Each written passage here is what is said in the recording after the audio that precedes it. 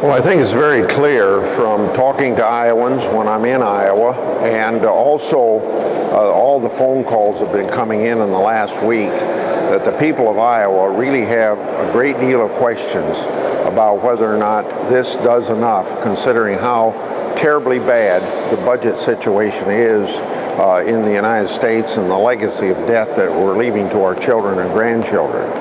But besides listening to the people of Iowa, if I had to just pick out a lot of reasons for being against this and voting no as I did, I would say, number one, short-term savings are not very significant compared to what's promised down the road, and remember, Congress can change anything down the road.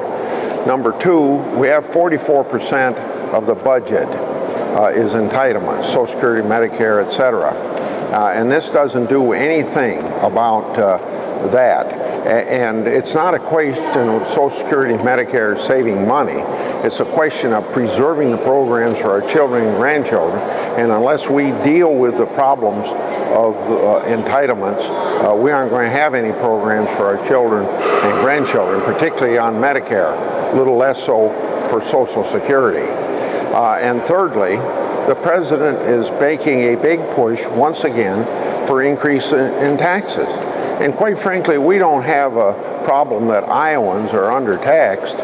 We've got a problem of Congress overspending. And I always follow kind of a disciple of Professor Vetter of Ohio University. And he has studied this issue for a long period of time.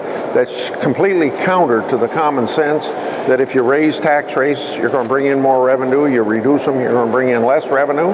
He says every time Congress increases taxes, that you end up spending $1.17. So it doesn't get us where we need to go. And you look at the biggest increase ever in the national debt this particular time.